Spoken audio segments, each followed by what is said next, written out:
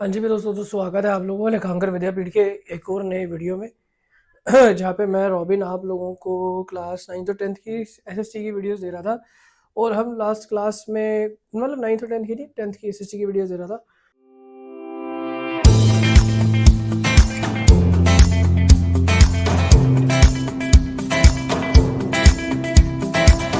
Class में already gender, religion and caste के बारे में पढ़ रहे थे और मैं आपको ये समझा रहा था कि कैसे जेंडर, रिलीजन एंड कास्ट जो है वो इम्पॉर्टेंट होता है इन पॉलिटिकल टर्म्स। जब हमें पॉलिटिक्स में जाना होता है या कोई पार्टी जो है वो पॉलिटिक्स में आके पॉलिटिक्स खेलती है और उसको जीतना होता है, तो वो अक्सर जो है जेंडर, रिलीजन और कास्ट में ही खेलती है। तो पहले मैंने जेंडर की बात करी, फिर हमने कास्ट की बात करी, और अब हम जो बात करने वाले हैं वो मैं लास्ट क्लास में भी बात कर रहा था फॉर योर रिलीजन। तो रिलीजन, कम्युनलिज्म एंड पॉलिटिक्स, ये these all are goes hand in hand. तो काफ़ी डिफरेंसेस हो सकते हैं between various groups of the same religion, पर रिलीजियस डिफरेंसेस जो है वो ऑफन एक्सप्रेस करे जाते हैं पॉलिटिक्स में। और हमारे लीडर्स जो हैं वो अक्सर इन डिफरेंसेस का बहुत अच्छे से पॉलिटिक्स में इस्तेमाल करते हैं, और इसके बारे में मुझे बोलने की कोई ऐसा ज़रूरत है नहीं, आप ऑलरेडी देखते हो। जब भी हम अपना national media, TV channels open करके देखते हैं, वहाँ पे न्यूज़ चैनल ओपन करके देखते हैं, तो हमें वहाँ पे अक्सर दिखता है हिंदू मुस्लिम, हिंदू मुस्लिम, हिंदू मुस्लिम, हिंदू ने इसको मार दिया, मुस्लिम ने इस हिंदू को मार दिया। होता है ना, आज से पहले नहीं होता था। 14 साल पहले हमारे पास और बड़े मसले होते थे बात करने के लिए। Religion was one of them, but not only of them. हमारे पास रिलीजन का सिर्फ वो एक लौता, रिलीजन जो था वो एक लौता चीज़ नहीं थी।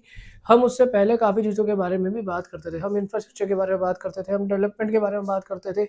मीडिया ओपनली ऑपोजिशन को क्रिटिसाइज करता था। मीडिया ओपनली ऑपोजिशन को क्रिटिसाइज करने के साथ साथ सेंटर की सरकार को भी क्रिटिसाइज करता था कि सेंटर की सरकार ने ये वाला काम करा है और ये वाला काम नहीं करा। बट अब सेंटर को कोई क्रिटिसाइज नहीं करता। अब सारे लोग ऑपोजिशन को क्रिटिसाइज करते हैं, जैसे कि centre is a perfect centre which India needs. पर क्या सच्चाई है, क्या सच्चाई नहीं है, ये मैं आप लोगों पे छोड़ता हूँ। बट द पॉइंट इज कि आप लोग ये देखो कि रिलीजन के बेसिस पे वोट्स कितने बटोरे जाते हैं इंडिया में। मैं नहीं कहता, बीजेपी का मैनिफेस्टो कहता है कि वो हिंदू राष्ट्र बनाना चाहती है। तो ये मैनिफेस्टो की वजह से भी काफ़ी लोगों ने बीजेपी को वोट दिया। मोदी खुद एक वजह थे बीजेपी को वोट देने के लिए। पर मोदी के अलावा जिन्होंने इसको वोट दिया वो हिंदू राष्ट्र बनाने के लिए वोट दिया, हिंदुत्व को महत्व देने के लिए वोट दिया। मैं किसी रिलीजन के खिलाफ नहीं हूँ। Every religion has an equal space in my heart and in our nation, क्योंकि हम सेक्युलर कंट्री है। बट द पॉइंट इज़ कि हम लोग आज भी एक मार्किंग ढूंढते हैं कि भैया हिंदुस्तान जो है वो हिंदू का है और हिंदू ही यहाँ पे रहेंगे, तो बाकी के सारे रिलीजन कहाँ जाए? कोई जवाब है? ऐसे हमने पूरे वर्ल्ड में बहुत सारे एग्जाम्पल्स देखे हैं जहाँ पे हमने अगर बात करी है किसी एक कंट्री में से किसी रिलीजन को निकालने की, तो वो अक्सर उस कंट्री पे बैकफायर कर चुका है। मैं एग्जांपल दे देता हूँ। हम इंडिया ही सबसे बड़ा एग्जांपल है, इंडिया और पाकिस्तान का। ये हर किसी को पता है कि पाकिस्तान से और इंडिया से पाकिस्तान बना और पाकिस्तान में मुस्लिम्स गए, तो आप लोगों को ये भी पता होगा कि उसकी हिस्ट्री क्या थी। हम लोगों ने कितने लोगों को खोया, कितने लोग मारे गए, कितने अनअकाउंटेड ट्रेन, जो कितने अनअकाउंटेड लोगों का कत्ल हुआ, उसके बारे में तो कुछ नहीं बोलता कोई। जब हम विभाजन की बात करते हैं, जब हम हिंदू राष्ट्र की बात करते हैं, तो क्या सोचते हो आप? क्या ये कुछ बड़ी आसानी से हो जाएगा? बड़े प्यार से कोई कह देगा कि हाँ ठीक है, कोई बात नहीं, कर लो? नहीं कहते। एक्सट्रीमिस्ट हर धर्म में है, क्या मुस्लिम, क्या सिख, क्या जैनी, क्या बुद्धिस्ट, क्या हिंदू, हर धर्म में एक्सट्रीमिस्ट है, भर भर के एक्सट्रीमिस्ट है। तो अगर एक एक्सट्रीमिस्ट है तो क्या वो आसानी से कह देगा कि ठीक है हम निकल जाते हैं? नहीं, लड़ाई होती है, वॉर होता है, सिविल वॉर की सिचुएशन आ जाएगी उस मोमेंट। तब क्या करोगे? तब हिंदू राष्ट्र कहा जाएगा? सब चीज़ें अलग हैं, सब चीज़ें सही हैं। आपको एक दूसरे को, धर्म को लेके प्यार सद्भावना से रहना चाहिए। इनकी काबू में, इनकी बातों में मत आओ। यहाँ पे लिखा हुआ है कि ये स्पेशल स्टेप्स जो है ये माइनॉरिटीज़ को प्रोटेक्ट कराने के लिए लेने चाहिए। बट द पॉइंट इज़ कि रिलीजियस डिफरेंसेस को एक्सप्रेस कराया था पॉलिटिक्स में, और हमारे लीडर जो है इनके डिफरेंसेस को यूज़ करते हैं very well in the politics, और पॉलिटिक्स में इनको बहुत अच्छे से यूज़ करा जाता है। भर भर के, जितने भर भर के एग्जाम्पल लेने हैं आप एग्जाम्पल ले सकते हो इसमें। मैं क्या ही बोलूँ, इसमें बहुत एग्जांपल्स है, पर हमें स्पेशल स्टेप्स लेने चाहिए ताकि हम लोग प्रोटेक्ट कर सकें माइनॉरिटीज़ को। कम्युनलिज्म जो है ये एक आइडिया होता है, आइडियोलॉजी होती है जिसमें कि डिवीजन होती है काफ़ी लोगों की on the basis of ethnicity, religion, beliefs, values या किसी और बात पे। मतलब एक ही जैसे लोग आपस में मिल जाते हैं, चाहे वो एथनिसिटी को लेके हो, चाहे वो किसी पर्टिकुलर रिलीजन को लेके हो, चाहे वो बिलीफ को लेके हो, चाहे वैल्यू को लेके हो। तो अगर हम ऐसी कोई बात करते हो तो वो कम्युनलिज्म को बढ़ावा देता है। फॉर एग्जाम्पल, अगर हम कहते हैं कि हम लोग एक प्रॉपर रिलीजियस कंट्री बनाते हैं जो हमारे काफ़ी लोगों का है, और ये रिलीजियस कंट्री जो है बिलोंग करती है only one country, only one religion.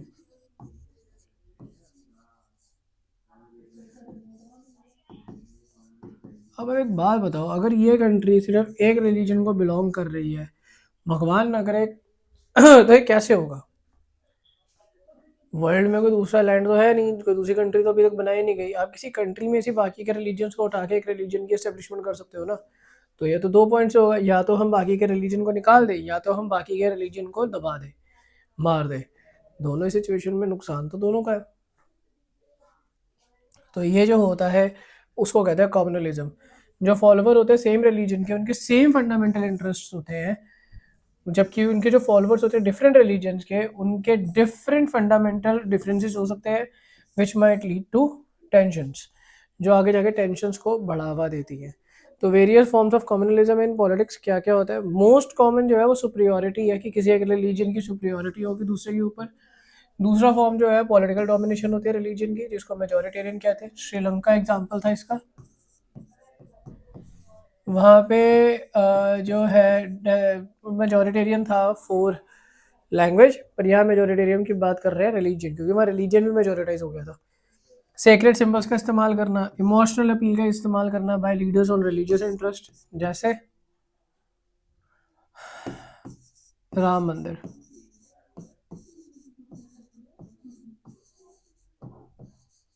हर किसी को पता है राम मंदिर अयोध्या को लेके आप लोगों को कितना इमोशनल फूल बनाया गया और आप लोगों से वोट बटोरे गए। राम मंदिर पे फैसला पॉलिटिकल नहीं था, पॉलिटिकल था और नहीं था, पर वो ज़्यादातर जुडिशरी के बेसिस पे था। जुडिशरी देखती है इस फैसले को, जुडिशरी मानती है इन फैसलों को, जुडिशरी कराती है इन फैसलों को। और हम ये सब बातें फेडरलिज्म में पढ़ चुके हैं कि judiciary is an independent organ from executive और लेजिस्लेचर। तो एग्जीक्यूटिव और लेजिस्लेचर का तो इन पर कोई असर होता ही नहीं है। Judiciary is primary of an all, और वो अपनी मर्जी से काम करेगी। पर राम मंदिर के नाम पे तो आप पे से बटोर लिए गए ना, वोट लिए गए, बटोरे गए आप लोगों से, और आप लोगों ने वोट भी करा। और एट द एंड क्या हुआ? राम मंदिर के बारे में कितनी बातें आगे आई आप सब लोग जानते हो, मैं नहीं जानता, ना मैं बोलूँगा। फॉर एग्जाम्पल, कॉम्युनल वायलेंस भी होना ड्यूरिंग द इंडिपेंडेंस टाइम, और पोस्ट इंडिपेंडेंस पीरियड में भी जो वायलेंस हुआ था उसके बारे में। नो, इंडिपेंडेंस टाइम पे तो हमें पता है कि 1947 में जो देश आज़ादी के वक्त बंटवारा हुआ था, उससे पोस्ट इंडिपेंडेंस पे 1984 के दिल्ली जेनोसाइड, ठीक है। आपका बॉम्बे राइट्स, ये तो हर किसी को पता है। आपका कश्मीर इंसर्जेंसीज, कश्मीर फाइल्स और किसी ने देखी है? पर कश्मीर फाइल के बारे में किसी को भी नहीं पता। Go and watch and read the whole history of Kashmir files, तब पता लगेगा कश्मीर में क्या होता था, कश्मीर में क्या हुआ था, क्यों हुआ था, ये सब चीज़ें आपको पता लगेंगी। बहुत गलत हुआ उनके साथ, कश्मीरी पंडितों के साथ। नहीं होना चाहिए किसी भी कम्युनिटी के साथ, किसी भी कम्युनिटी को नहीं मारना चाहिए, किसी भी कम्युनिटी के लोगों को नहीं मारना चाहिए, टारगेटेड नहीं करना चाहिए। ये बातें हमें समझनी है। अब मैंने यहाँ पे 1984 क्यों लिखा? क्योंकि 1984 वॉज अनदर जेनोसाइड, वो एक जेनोसाइड था, सिख जेनोसाइड था वो तो राइट्स थे। हमें तो ये बताया कि 1984 राइट्स थे। No, they were not riots, they were genocide. हर किसी को 1984 की, जिसको नॉलेज पता है, जिसको पता है, वो जानता है कि वो जेनोसाइड थे। If not, go and read the articles. Bombay rights, ये राइट्स हुए थे बॉम्बे में। गुजरात गोत्रा कांड, गोत्रा राइट्स, वो जेनोसाइड था गुजरात में जो हुआ था। सेम, ये सारी चीज़ें पोस्ट इंडिपेंडेंस है। बट आप एक चीज़ यहाँ पे देख रहे हो, रिलीजन रिलीजन रिलीजन, गोत्रा कांड, गोधरा राइट्स, अनदर रिलीजन, सिर्फ रिलीजन के बेसिस पे ही आप लोगों को बांटा जा सकता है।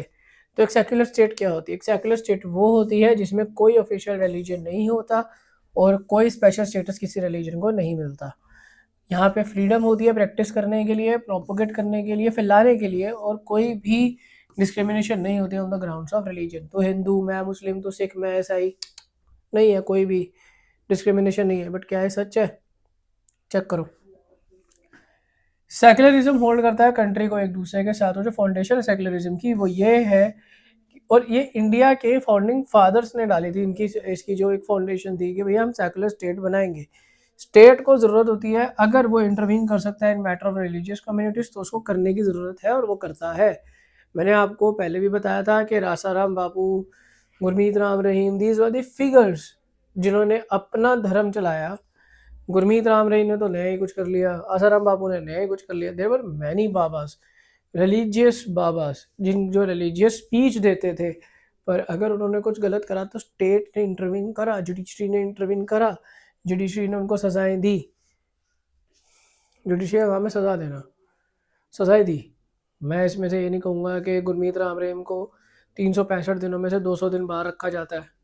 मैं ये नहीं कहूँगा कि आसाराम बापू के पेरोल, आसाराम बापू को जो है वो उनकी सज़ा ख़त्म होने वाली है। मैनी थिंग्स, बट हम जानते हैं कि इन्होंने गलत करा है। तो ये सब चीज़ें में स्टेट इंटरवीन करती है। तो कास्ट एंड पॉलिटिक्स कहाँ कहाँ चलती है? तो कास्ट में सबसे पहली चीज़ आती है इनइक्वालिटीज़। जो मेजर रीजन है कास्ट इनइक्वालिटीज़ का इंडिया में, वो कास्ट सिस्टम था, पर अब वो हट चुका है। There are no caste systems now. Practicality में नहीं, थ्योरेटिकली तो एटलीस्ट नहीं है, प्रैक्टिकलिटी में आज भी चलता है। जैसे बता देता हूँ, आपकी अगर कास्ट यादव है और आप किसी ऐसे ऑफिस में जाते हो, गवर्नमेंट ऑफिस में, जहाँ पे एक हायर सीट पे यादव बैठा है, तो काम होने की संभावनाएं 100% हो जाती है, क्योंकि यादव यादव भाई भाई, चौहान चौहान भाई भाई, है ना, गुप्ता गुप्ता भाई भाई। ये क्या चल रहा है? कास्ट सिस्टम में तो है। गुप्ता को, गुप्ता जो है, अगर आपके चौहान जो है, यादव जो है, कोई भी कास्ट है, आपका सरनेम जो है, आपको ये देखना है कि प्रायोरिटाइज बेसिस पे काम ना हो, अनलेस और अनटिल गवर्नमेंट ऑफिशियल्स ना बोले। आपको हर किसी को इक्वली ट्रीट करना है, पर नहीं, ऐसा नहीं होता। हम लोग अक्सर जो है कास्ट सिस्टम में आ जाते हैं और एक कास्ट को ही सपोर्ट करना शुरू कर देते हैं, अपनी कास्ट को। दूसरी बात, डिस्क्रिमिनेशन हटाना on the basis of caste, और काफ़ी कॉन्स्टिट्यूशनल प्रोटेक्शन लानी जो कास्ट में आई हैं, जो पास हुई थी। For example SC ST OBC के कोटास, वो इसमें आते हैं, ठीक है। तो वो दिए गए ताकि ये लोग पढ़ लिख सके, हमारे से कंधा मिला के चल सकें, और इनको भी एहसास हो कि ये भी इंसान है। बहुत अच्छा इनिशिएटिव था। भीमराव अंबेडकर जी ने इस बात के लिए बहुत स्टैंड लिया था। अब कास्ट के वेरियस फॉर्म्स क्या होते हैं? पॉलिटिकल पार्टीज अपील करती हैं कास्ट सेंटिमेंट्स को, वो सपोर्ट कर देते हैं। उसके बाद वो सपोर्ट देते हैं स्पेसिफिक कास्ट को by giving a special attention to the caste composition of that constituency. कोई भी पार्टी जो है वोट्स नहीं जीत सकती of all voters of a single caste और कम्युनिटी। उसके बाद जो पॉलिटिकल लीडर्स हैं उनको ज़रूरत है कि वो पॉलिटिकल सपोर्ट दे कास्ट को, जिनको जहाँ पे ज़रूरत है, और जहाँ पे उनको ट्रीट किया जाता है एज एन इन्फीरियर या लो। लो मतलब नीची जात उनको जब समझा जाता है, तो वहाँ पे पॉलिटिकल लीडर्स को जाके उनको सपोर्ट करना पड़ेगा, तभी ये सब बातें होंगी। पर पॉलिटिक्स इन कास्ट, कास्ट में पॉलिटिक्स कैसे चलती है? पॉलिटिकल इन्फ्लुएंस कास्ट पे बहुत ज़्यादा है। It is not the politics that gets caste ridden, it is the caste that goes politicised. Caste को पॉलिटिसाइज कराया जाता है, जबकि पॉलिटिक्स को कास्ट में नहीं डाला जाता, कास्ट के अंदर पॉलिटिक्स कर ली जाती है। किसी एक पर्टिकुलर कास्ट को जब हम उठा लेते हैं और उसको हम बातें करते हैं, तो ये बातें आगे आ जाती हैं, फिर वो उनको सबॉर्डिनेट, दूसरी कास्ट को सबॉर्डिनेट बना देती हैं। हर कास्ट ग्रुप ट्राई करता है कि वो बिगर बने by incorporating within it neighbouring caste और सब कास्ट। भाई जो उनकी नेबरिंग कास्ट है, सब कास्ट है, उनको अपने अंदर ले आए। हर कास्ट ग्रुप ये ट्राई करता है, और यहाँ पे दोनों पॉजिटिव और नेगेटिव इम्पैक्ट होता है कास्ट के पॉलिटिक्स में। पहले हम पॉजिटिव रिलेशन की बात करते हैं। जो कास्ट निगलेक्ट करी जाती है बाय सम पॉलिटिकल अटेंशन, उनको नीड होती है या वो ये हेल्प करती है चीज़ें कि वो अपलिफ्ट करें इन सोसाइटी। एग्जाम्पल, अब हमारी कंट्री में दलित जो है और दूसरे बैकवर्ड कम्युनिटीज़ जो है, इनको एक्सेस मिल गया डिसीजन मेकिंग का, क्योंकि इनकी अपनी पॉलिटिकल पार्टीज आ गई है और वो अब सपोर्ट करती हैं। उसके बाद नेगेटिव रिलेशन है कास्ट और पॉलिटिक्स का, वो क्या है? ये डाइवर्ट कर दिया हमारी attention from other important issues जैसे कि पॉवर्टी, अनएम्प्लॉयमेंट एक्सेट्रा, और इसकी वजह से डिवीजन होती है अमंग डिफरेंट सोसाइटीज़। तो ये नेगेटिव इम्पैक्ट, कुछ नेगेटिव इम्पैक्ट है, सारे के सारे नेगेटिव इम्पैक्ट नहीं है।